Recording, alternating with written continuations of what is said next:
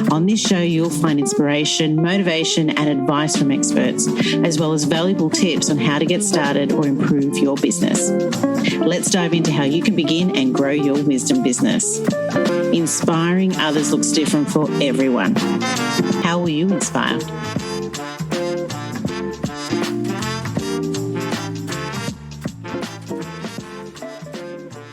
Welcome to the WISDOME podcast. Today we're chatting with Carly Pepin. Carly, welcome. Lovely to have you here today. Thank you so much for having me, Nikki. Oh, well, let's learn more about you. Tell us how you got started. Yeah, so I actually, funny enough, I got started when I was in Australia. I was living there because I had left Los Angeles thinking that it was the city that was causing all my problems. And then when I moved across the world, I realized they were all inside me. And at that point, I found my first coach. I really fell in love with the transformations that I was gaining. And then I started to study and take on my own mentors to become a coach myself. Yeah. And so we started off how you got started. Now, what is it that you actually do now? Yes. So now I help individuals. They come to me when they're looking to create a life by design instead of a life of duty. So when they're kind of waking up feeling stuck, stagnant, uninspired, unfulfilled, that's when they come to me to help them to transform that into a life that they'd love to design that would give them the opportunity to wake up daily and feel inspired, feel fulfilled, and find their own unique purpose, mission, vision. Yeah. And that's why I asked you that first question, because it led into why you're doing what you do, isn't it? It's like really you felt stagnant. You felt like, what was I going to do? So this all comes from experience, obviously, then, doesn't it? Absolutely. 100%. Yeah. And what was the first big thing that you discovered when you were sort of saying, okay, this is what I'm going to do? You know, how did that all eventuate? Like in a sense of you realized it was all within, but how did you eventuate, like translating that into coaching? What was the steps that you took to do that? Yeah, initially the realization came from actually sitting in one of the consultations with my own coach and I remember looking at her and being like, oh my gosh, like you're also getting insights on your own life and you're transforming so I was like, when you help someone else transform, like you also get transformations. And she's like, yeah. And I was like, you're getting paid to help yourself? And she's like, and you help other people? And she's like, yeah. And I was like, where do I sign up? This is amazing. And so it just was really inspiring to realize the capacity of what assisting and being of service to other individuals can do for you. And after that, I signed up with her mentors first because I really liked the process. And it was inspiring because I went through my own intensive, I went through apprenticeship, and I worked with them for about a year. And there were certain things that they were able to help me go through and certain things where I got stuck. And then whenever I got stuck, I would carry on and I'd study and I'd educate myself. I study from people present day, but also from the past. You know, you think about all the great philosophers of our time.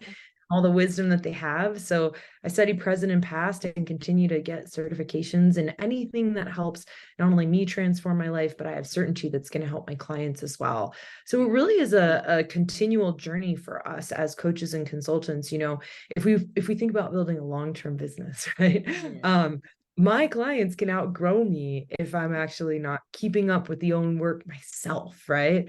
So that's why I really like to continue and carry on with the study, because if we think about having a lifetime business and lifetime clients, if they're going to be studying out there, you better try to keep up and keep adding value, keep up with the market, keep up with the clients, keep up with yourself. There's constant evolution everywhere, isn't it? On all levels. That's right. Yeah. If you like evolution, having a business is a perfect route. Well, constant, chasing your tail sometimes, but anyway. Yes.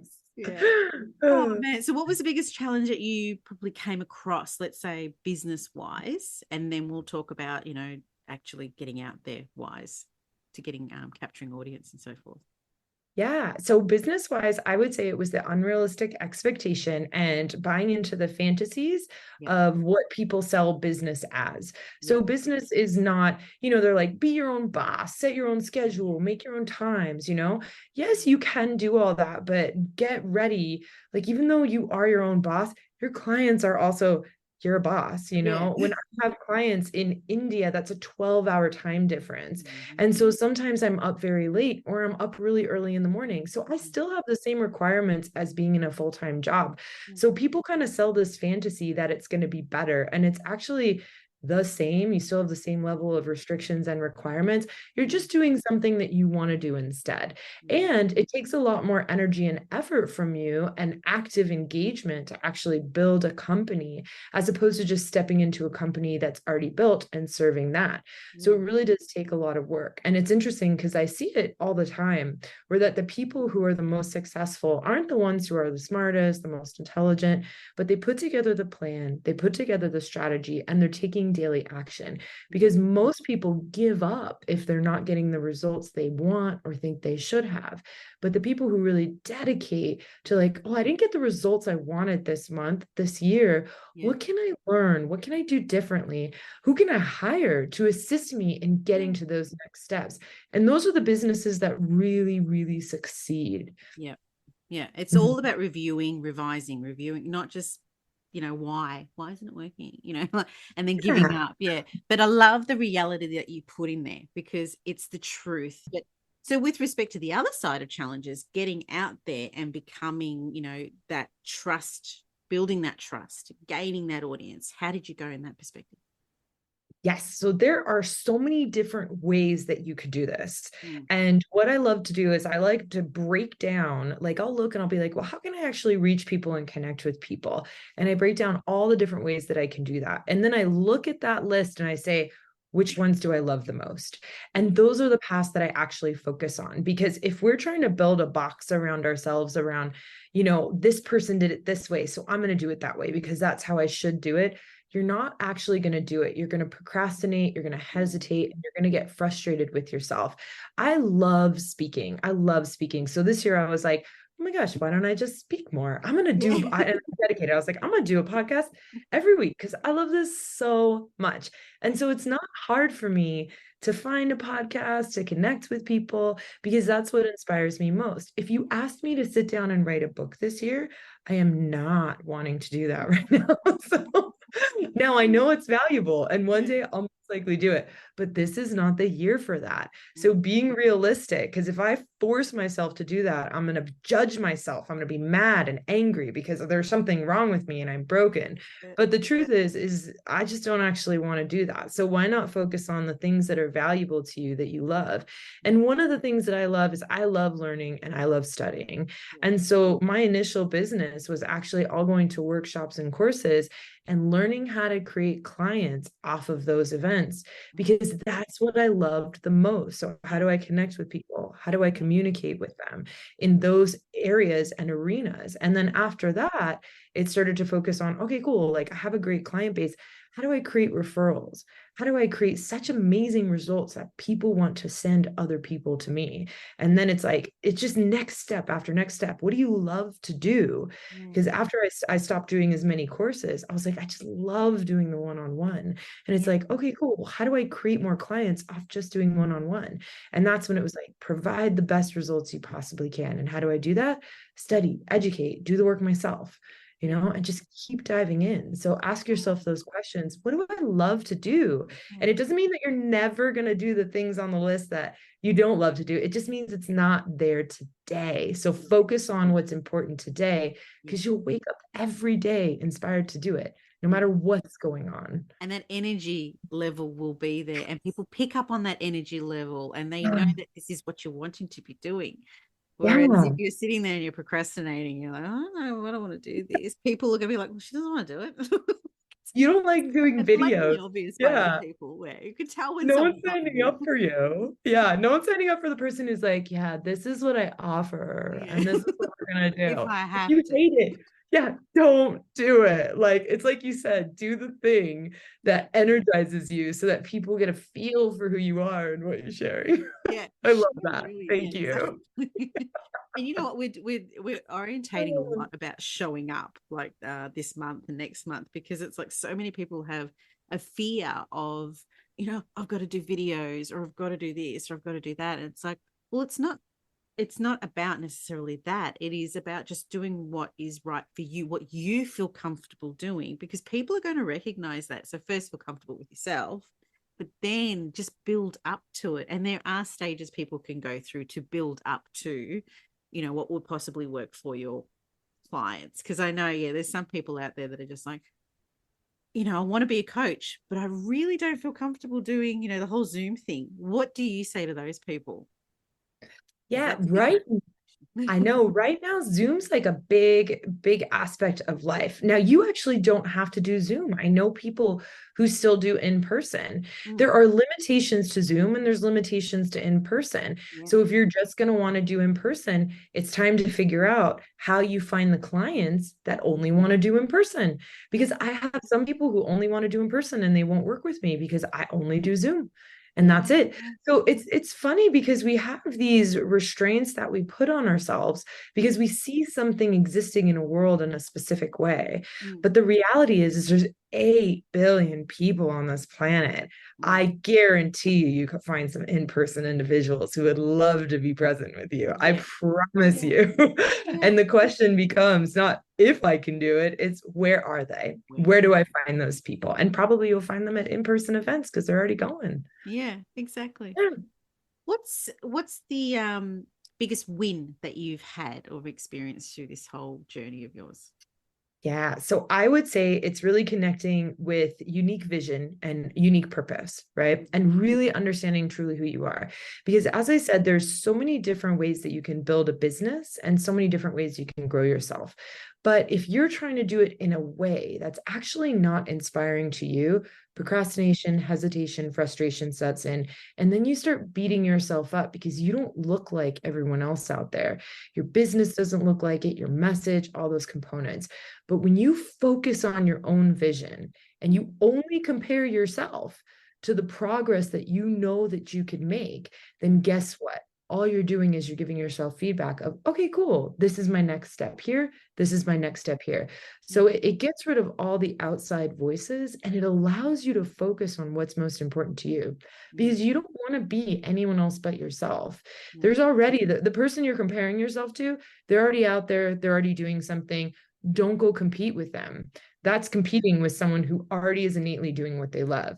Yeah. It's more important to find and connect with who you are, what that message is, what your mission is, because nobody can compete with your mission. There's no one person who has the same experiences, the same insights, the same background, the same education.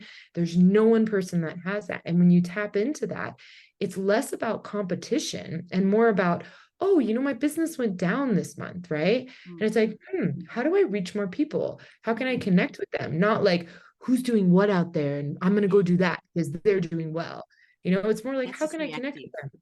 That's just Yeah, you're reactive. reacting instead of focusing on the service and the authentic service that you would love to give. Yeah. And it really works. I'm nodding my Service. head like crazy here, by the way, because Yeah, it's service creates money. Yeah. you know what? The time of this recording, I was literally having a meeting this morning with a group of friends, and we were talking about comparing ourselves. Sometimes we will fall into the trap of, oh, hang on, they're doing this, or I should be probably at this point now, like those people are, or this should have happened by now, or blah, blah, blah. And it always comes down to time. One, being patient and realizing that things don't come instantaneous. You might be able to do the work pretty quickly, but the results don't come quickly necessarily. And that's when we fall into the trap of comparing, thinking we're supposed to be doing this, we're supposed to be doing that. And then we go into this reaction mode. It's like we try to think, oh, hang on, they're doing that, we need to do this. And then you end up creating this whole world of nightmare and workload and all that sort of stuff. No, that's a really good point. And I appreciate you saying that because it is so true. It does come back down to the whole, just look at what you're doing, concentrate on what you're doing. It's such good advice there. What's the best for you? Because now we're talking about you, literally just about your journey. What's the best thing that you've seen that has worked for you with respect to coaching, just on one-on-one? Do you create courses? Do you do sort of one-to-many? Like, what's the best thing that works for you? I love one-on-one. I love it so much. I I absolutely go with adore that it. one. Yeah, I love it so much. Oh my gosh.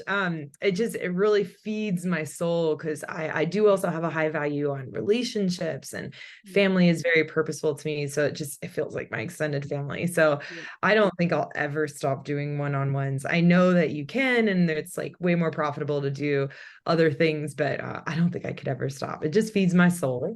Yeah. And then the other thing I do is I do workshops. Like I do workshops because again, I love the groups and I love the idea of building community community and building family and building connections. And even in our group workshops, and I run them with my husband. So again, here comes family in the picture. All going in. Even in our group workshops, I mean, we've had people who have been there since we started them, so it's really quite inspiring, and you kind of get to follow people along in their journey.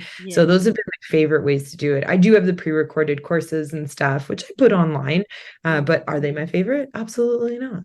Absolutely not. My favorite are being able to connect with people in front of me, and either in the form of the one-on-one or even just like the one to the many. But I love connecting with people. And you actually see that moment, the moments of progression, or the moments of, where you, especially the one to many, you see, your group, and you might pose a question, and then you see one person answers this way, another one person's that, and then all of a sudden there's this whole, interaction between the group, and you're like, oh, they're starting to feed off each other. And it's awesome as an instructor or, coach, just watching these things come to life, because you learn a lot. Like you said, it feeds the soul. It really does, doesn't it? It's just like you're really sort of going, oh, seeing things happen. It's awesome. They're the biggest. It absolutely does. And I love to ask my guests this question, which is, what legacy are you looking to leave? Yeah, I want to assist people in creating transformation in their lives. And I'm doing it in the ways that are most inspiring to me. So like I said, I love family. So I'm looking forward to creating like family legacy. And it's so inspiring to study families and their legacy and how they actually pass it down from generation to generation. There was a business in Japan that was like 1,000 years old, and it was only this century that it actually left the hands of the family and moved on to another company, which was amazing. Like, it gives me chills thinking about the possibilities, right? So I'm definitely going to do that. And I'd love to assist in transformation on information left behind. Like I said, books aren't right now, but I will do books, books and information and videos. And then I'd love to create spaces for people to gather and come together. So for me, that's like hotels and places where we travel and we get to experience different culture, because not just sitting down and working on ourselves creates transformation, but when you drop yourself into another culture, another world, it really humbles you to realize how big this planet is, and how we really focus on these judgments and these assumptions about life and the world. And then you go to this other country that's completely different, and you realize like, wow, I've actually been really thinking small. Like, there's so many possibilities, and this entire country functions in a different way than mine, and they're actually thriving. And I've judged them because I just didn't understand their culture. And so I love, that's another thing, just creating those spaces to create transformation through experiences as well in that form. And that's beautiful. I love that, because it's just opening eyes to what else is out there, and seeing how things function. With respect to procrastinating, right? So that's, obviously your world revolves around that, and we all we all procrastinate. I remember saying that, hearing that as a child, my mother used to say, you're procrastinating, go to bed, you're making up excuses to stay up, with this world that you live in and the clients that you have and so forth. What's the biggest pain that seems to be the issue with procrastination that you've discovered along the way? Yeah, it's the self-judgment. So the self-judgment on procrastination, because that's where the actual pain comes from, because there's nothing wrong with procrastination. It's feedback. And so the pain only comes through when we perceive that it's bad or wrong.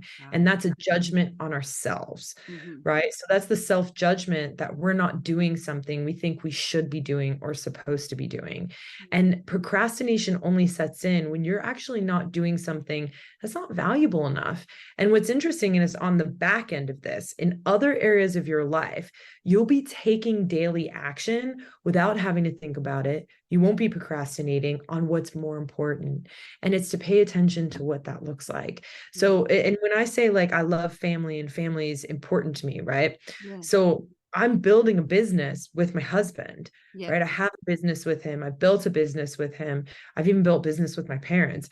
I could sit there and try to do things on my own. And I have my own business, but if I only focus on that, it's not actually that valuable to me, because I also have such a high value. And it's so important to me to build it with family that I spend more time and energy also creating things with them. Yeah. And so if I'm just shoulding myself, like I should do all this on my own, I should have it this way, I'm going to procrastinate. But if I say, you know what would I really love to do? What does that look like for me? What's most important for me in my form? And if it's with my family, great. If today's the day that I want to spend, I don't have kids, but I know this comes up a lot for moms or dads. If this weekend's the weekend where I'm like, you know what, I don't want to work this weekend. I know I should complete this course. According to who, but I would love to spend time with my kids, right? And then when you spend time with your kids, what you're not realizing is all that information that you wanted to come through came through because you chilled out and you disconnected for a second and you focused on what was important to you. You got inspired and your executive center came on and you did it. So when you're procrastinating, focus on what you're doing instead and realize like that's a really important thing in your life and you don't want to drop it. You want to actually give yourself permission to incorporate that into your life and then know that because you're inspired, you'll be more inspired to put the energy and effort into the other things later, right? So the more you give yourself permission to do what you love, the more inspired you get and the more alive you are to actually have the energy to do all these other things. I love that, Carly. You're freaking awesome. Yeah. So true. It's so true. And how many times have we sat there and we're just like, oh, we just sort of just, you feel like you've got this block, like a writer's block or something like that. And then you go off and do something else that's just like you go for a run or whatever it is. And then you come back and you're like, I had all these aha moments. It is just like that, isn't it? It's literally just moment. Yes, doing what you love. But it's and sometimes we sit there and think we feel bad, don't we? Because it's like, no, I shouldn't be doing this. I should be doing that. It's like, well, no, in actual fact, it's probably something energy is telling you need to just drop it for a bit, concentrate on what you really want to be doing, and it will come just exactly what you said. I love that. You're, like I said, freaking awesome, Carl. Love it. Yeah, it's a beautiful example too. So it's like go do what you love and then you come back and there it is. You can write. Yeah. Because you're just opening up the door, aren't you? You're sort of relaxing that mind. It's like, just really, And you know what? We do what we do. We live. We don't, what's the saying? We don't live to work. We work to live. And it's like we've just got to remember that we're living life and, you've got to do things that you enjoy. And anyway, I'll shut up about that. I love that. No, that's actually perfection. And it's funny, when I was living in Australia, that's the biggest thing that I learned out there. It was a difference of the culture. I was like, gosh, in the US, we're really like living to work. And I was like, these people are working to live. And I was like, I'm going to switch this up when I go home. So when it comes down right in that message. But just like you said right at the very beginning too, it is you've got to concentrate on what you enjoy doing and what comes easy for you, and things will grow from there, don't they? Like they really do. And that's the biggest lesson I think with our conversation, and I've loved it. It's absolutely bloody awesome, and it's so true because procrastination isn't the issue. It's the crap we put on ourselves from it. That stops us. So true. Well, like I said, Carly, you're bloody awesome. You've been awesome to chat to today. And do you have an offer that you'd love to share with our audience? Yeah, thank you for having me. It's been amazing talking to you as well. I really appreciate the back and forth. And I would love to share with them. I do have a free training that I put on every 2 months. And so it's about overcoming limiting beliefs so that you can move forward, create that life by design, which we're talking about. So I'd love to invite individuals to come there and get some more information and insights. Fabulous. Well, the details of Carly's offer will be in our podcast summary below. Be sure to click on the link and don't forget to subscribe to the WISDOME podcast. Again, Carly, thank you so much for your time. Thank you. Thanks for listening to the WISDOME podcast. If you enjoyed and have been inspired by this episode and you'd like to support the podcast, do subscribe and please share it with others. Post about us on social media or leave a rating and review. To catch all the latest from me, Nikki Carly, you can follow me on Instagram at WISDOME Podcast, WISEDOME Podcast. I'm Nikki Carly. Thanks again, and we'll catch up next time.